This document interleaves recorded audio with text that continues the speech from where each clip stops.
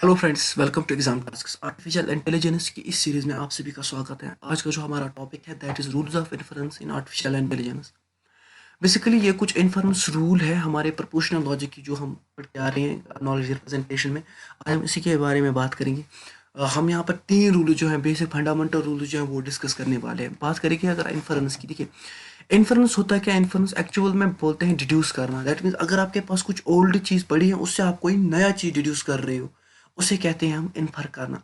सो इन computer knowledge हम क्या बोल रहे हैं, एक नया लॉजिक जो है वो हम डिड्यूस कर रहे हैं, जनरेट कर रहे हैं ओल्ड वन से। इस ओल्ड वन को हम क्या बोलते हैं? Evidence. That means it is been a clear evidence. इस एविडेंस की मदद से हम कोई नया लॉजिक जो है वो इन्फर करने की कोशिश कर रहे हैं। इसी को कहते हैं inference. Now the generating conclusion from the evidence and facts term that inference, as I told you. बात अगर करेंगे इन्फरेंस रूल की, inference rule are some templates are some protocols under which we are generating some valid arguments. देखिए, यही यही conclusion हम generate कर रहे हैं, but with the help of some templates, with the help of some protocols.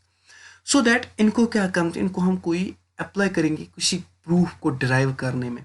कुछ templates होते हैं, इसमें कोई रूल होते हैं, इसमें कोई टेम्पलेट, उसमें कोई प्रोटोकॉल होते हैं। उसी प्रोटोकॉल की मदद से हम कोई जनरेट कर रहे हैं वैलिड आर्ग्यूमेंट, और उसी वैलिड आर्ग्यूमेंट को हम यूज़ कर रहे हैं for the deriving the proofs. और extensively these are used for to achieve some desired goals. हमने जो लॉजिकल कनेक्टिव्स में इम्प्लीकेशन पढ़ा है, इम्प्लीकेशन एग्जाम्पल भी हमने देखा है। So it says if then rule, if P then Q, like if hypothesis then conclusion.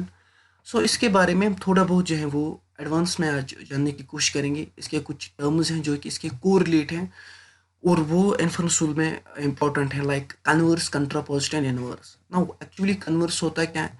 Converse of implication, that means यहाँ पर इम्प्लीकेशन का ही यूज होता है। That means right side proposition goes to left side proposition and vice versa. That means अगर P implies Q है यहाँ पर, तो ये यहाँ पर कन्वर्स क्या बनेगा? Q employees P। सो इसके रूल्स क्या है, लॉज क्या है? Like commutative law is here also. यहाँ पर भी कम्यूटेटिव लॉ है, यहाँ पर भी एसोसिएटिव लॉ है, यहाँ पर भी एसोसिएटिव लॉ है, यहाँ पर भी डिस्ट्रीब्यूटिव लॉ है, यहाँ पर भी डिस्ट्रीब्यूटिव लॉ है। But the thing is, whatever answer we got in implication is not same as the answer we got in converse, because proportion totally उल्टा हो रहा है, और जो हम आंसर कर रहे हैं इम्प्लीकेशन में, that will not be same in the converse. बात अगर करेंगे कंट्रा पॉजिटिव की, इसी कन्वर्स को हम बोथ साइड नेगेट कर रहे हैं, बोथ साइड्स नेगेशन कर रहे हैं। दैट मीन्स कन्वर्स में था Q इम्प्लॉइज P, तो कंट्रा पॉजिटिव में आएगा not Q employees not P। तो इसे हम बोलते हैं कंट्रा पॉजिटिव। बात अगर करेंगे इनवर्स की, इनवर्स इसमें क्या होता है, नेगेट हम कर रहे हैं इम्प्लीकेशन को both side. That means if implication is P implies Q, तो हमारा नेगेशन क्या आएगा? नेगेशन आएगा हमारा not P not Q। Simple. बात अगर करेंगे कुछ इन्फरेंस रूल्स की, सबसे पहला कौन आता है? Modus ponens. Modus ponens rule is one of the most important rule that is been used in artificial intelligence, in discrete mathematics, or we can say in digital electronics. इसमें क्या होता है, if P and P implies Q is true, अगर P या उसका implication with Q true है, तो हम यहाँ पर एक conclusion infer करेंगे Q वो भी true होगा। Like इसकी notation क्या है? P implies Q is true and P is true, then we can infer a Q that is also true.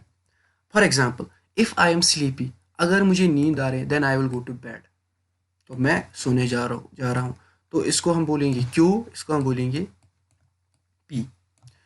If I am sleepy, तब मैं क्या जाऊँगा? ऑब्वियसली तब इसको क्या बोलेंगे? P। I go to bed, तो मैं कहाँ जाऊँगा? मैं जाऊँगा सोने।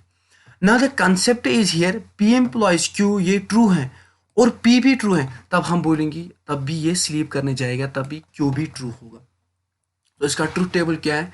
So if P is true, if P is false, Q is false, तब हमारा P implies Q false होगा।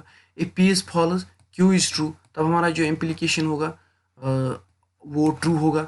if P is true, Q is false, तब हमारा जो implication वो false होगा।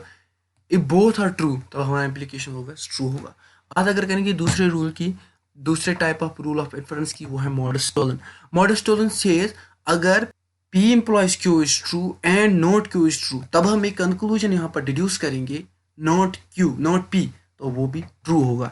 इसकी नोटेशन क्या है? P implies Q is true and not Q is true, तब हम इन्फर कर रहे हैं not P, तो ये भी ट्रू होगा. Like say if I am sleepy I will go to bed. Obviously अभी पहले की example P implies Q, I do not go to bed, अब मैं सोने ही नहीं जा रहा हूँ, तब मैं यहाँ पर क्या इन्फर करूँ? मुझे नींद ही नहीं है, तब P स्टेटमेंट को नेगेट हो जाएगा. इसका ट्रूथ टेबल सिंपली ये है. अगर आप स्क्रीनशॉट लेना चाहते हो इसका स्क्रीनशॉट आ सकते हो. बात अगर करके थर्ड टाइप की, दैट इज हाइपोथेटिकल सिलोगिज्म की. हाइपोथेटिकल सिलोगिज्म से यहाँ पर तीन का जो है वो तीन स्टेटमेंट्स का जो इस्तेमाल होता है, यहाँ पर तीन वेरिएबल्स का इस्तेमाल होता है. It's P implies, hypothetical syllogism says अगर P implies Q ट्रू हुआ, जब भी Q implies R ट्रू होगा. If P implies Q is true whenever Q implies R is true, and वहां पर जो हम एक डिड्यूस कर रहे हैं P implies R, वो भी ट्रू होगा. So if P implies Q is true whenever Q implies R is true, तब हम एक इन्फर करेंगे नया रूल P implies R, वो भी ऑटोमेटिकली ट्रू होगा. अगर आपके पास मेरे घर की चाबी है, एग्जाम्पल है if you have my home keys P, then you can unlock my home Q. If you have my home keys and you can unlock my home. If you have Q, अगर आपके पास Q है, that means you are gonna to unlock my home, then आप यहाँ पर जो है वो R का जो इस्तेमाल कर सकते हो, that you can take my money. So obvious सी बात है, अगर आपके पास मेरे घर की चाबी है तब आप वो अनलॉक कर सकते हो. अगर आपने वो Q अनलॉक किया है, then you can take money from it. Now thing is आपके पास अब मनी है. If you have P, then you can go for the R. Obviously जब ये दोनों ट्रू होंगे तब मेरा जो है वो P implies R ट्रू होगा. तो कंक्लूजन क्या है यहाँ पर? अगर आपके पास होम कीज हैं, P है, तभी आप यहाँ पर जो है वो मनी ले जा सकते हो, R जो है वो ले जा सकते हो. ट्रूथ टेबल क्या है इसका? P Q R. इसमें 8 क्यों है? बिकॉज द थिंग इज हमारे पास दो वैल्यूज हैं, दो वैल्यूज 2 रेज़्ड पावर n है यहाँ पर 3, that means 2 raised power 3 is equal to 8. So यहाँ पर जो सिंपली हम इम्प्लीकेशन निकाल रहे हैं, if you can take the screenshot. चलते हैं नेक्स्ट वीडियो में हम थोड़ा बहुत एग्जांपल्स करेंगे प्रोपोर्शनल लॉजिक पे, and we will go to the predicate logic also. So guys, please do subscribe my channel and like this video. So have a nice day to all of you. Thank you.